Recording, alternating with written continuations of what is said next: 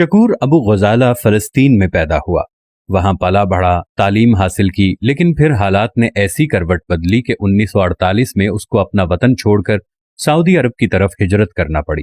اس نے ایک railway company میں ملازمت اختیار کی اور 13 سال تک کام کیا، لیکن زندگی میں کوئی بڑی تبدیلی نہیں آئی۔ اس کی خواہش تھی کہ میں نے جس طرح پرمشقت زندگی جی ہے، میرے بچوں کی زندگی ایسی نہ ہو۔ اس مقصد کے لیے وہ لبنان چلا آیا۔ یہاں اس نے ایک کے بعد ایک کام شروع کیا۔ 10 مختلف کاروباروں میں سے کبھی وہ کامیاب ہوا اور کبھی ناکام۔ البتہ ایک صبح جب وہ اٹھا تو اس کو یہ لرزا دینے والی خبر ملی کہ وہ کنگال ہو چکا ہے۔ اس نے جس بینک میں اپنا سرمایہ رکھا تھا وہ سارے کا سارا ڈوب گیا ہے۔ یہ خبر اس پر قیامت بن کر گزری۔ وہ شدید مایوس ہو گیا، لیکن ابھی زندگی کا کھیل باقی تھا۔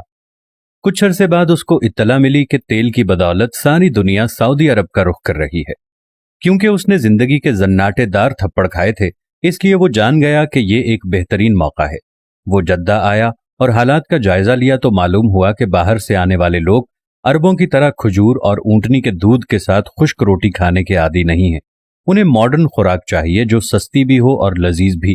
اس نے ایک مشہور کمپنی کی ایجنسی خریدی اور فرائیڈ چکن کا کام شروع کیا۔ دکان میں بجلی نہ ہونے کے باوجود بھی اگلے 2 سالوں تک اس نے نہ دن دیکھا نہ رات، اور خوب محنت کی۔ وہ رات کو 12 بجے تھکا ہارا گھر لوٹتا تو اس کے لباس سے تیل کی بو آ رہی ہوتی، لیکن اس سے زیادہ وہ اس بات پر پریشان تھا کہ سخت محنت کے باوجود بھی فروخت اچھی نہیں ہو رہی تھی۔ اسی دوران اس پر یہ خوفناک انکشاف بھی ہوا کہ وہ کینسر کے مرض میں مبتلا ہو چکا ہے، لیکن اس بات کو اس نے اپنے اعصاب پر سوار نہ کیا اور جی جان سے محنت کرتا رہا۔ کچھ ہی عرصے میں اس کا کاروبار چل پڑا، لیکن اس میں اب اپنی بیماری سے لڑنے کی ہمت نہیں رہی تھی۔ چنانچہ 1976 کو وہ اس دار فانی سے کوچ کر گیا۔ شکور ابو غزالہ کی وفات کے کچھ عرصے بعد ایک دن اس کے بیٹے کو فون آیا۔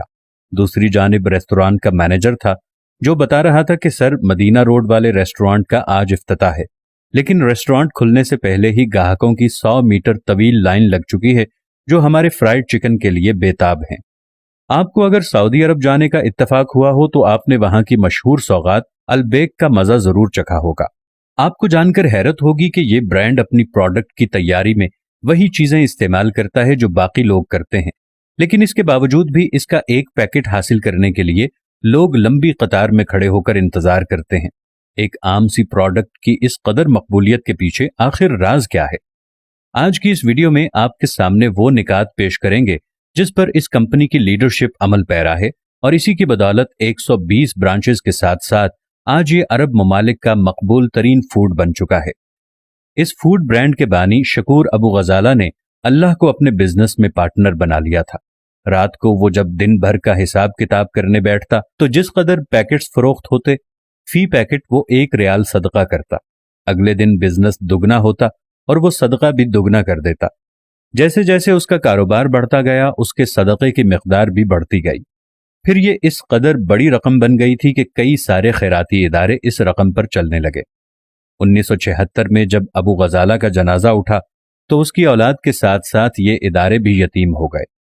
باپ کی وفات کے بعد جب اس کے بیٹوں کو اس خفیہ پارٹنرشپ کا پتہ چلا تو انہوں نے اس روایت کو برقرار رکھنے بلکہ فی پیکٹ 2 ریال صدقہ کرنے کا فیصلہ کیا، اور پھر اللہ تعالیٰ کے ساتھ شراکت داری کی برکت سے مختصر عرصے میں یہ برانڈ دنیا بھر میں مشہور و معروف ہو گیا۔ جی ہاں، یہ البیک کی بات ہو رہی ہے۔ جو سعودی عرب گیا ہے اس کو اس بارے میں ضرور پتا ہوگا۔